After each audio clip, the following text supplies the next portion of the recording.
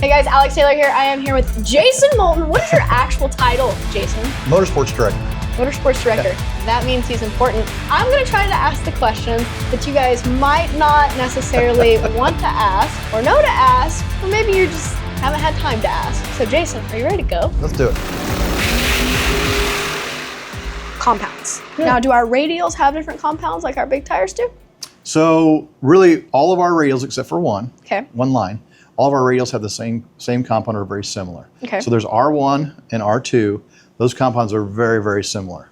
The DOT stuff uses the R2 compound. So ET Street Pro, ET Street R, and ET Street SS, the DOT tires, right? They all have the R2 compound. So that's a medium, more towards the medium side of stuff. Okay. So compounds are very hard to describe. And you bring up a great, right. I know, because you're looking at the confused. chart. It's like, okay, I'm looking at the chart, I'm going to choose a compound. Yeah. Compounds are very hard to describe how they work, because you can have a harder compound that has more grip than a softer compound. Okay. I know. All right. I know. We're going to get deep here. Okay. So hang with me. Sit up. Okay. Hang with me.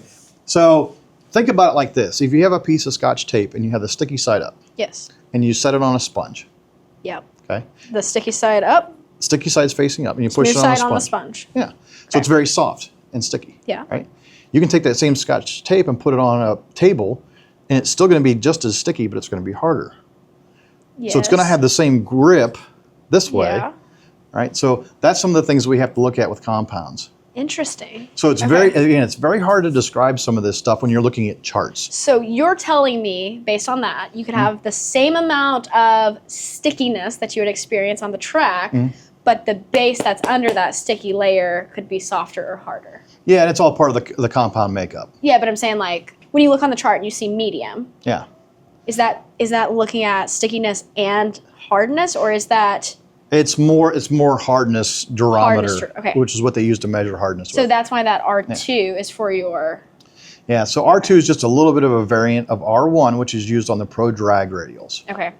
So we changed it just a little bit for the street applications, because there's compound shear, there's tear, there's toughness, there's all these things that go into it.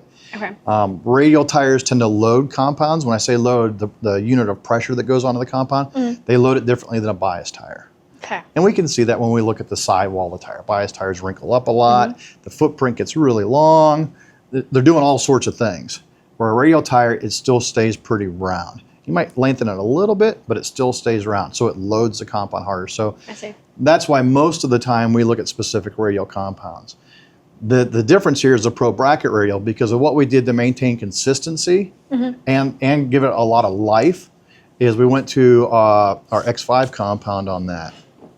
That's on the most medium side of the scale. Yeah, okay. So there you go. So, but we've done some different things with tread gauges and stuff to kind of help bring more value to the tire. When the racer's buying the tire, a bracket racer is going to look at how many runs can I get out of it. So we wanted to make sure that we gave them a good value for that. So we've changed that a little bit, and by doing that, it also made the tire a little more consistent. So that's why we use the compound.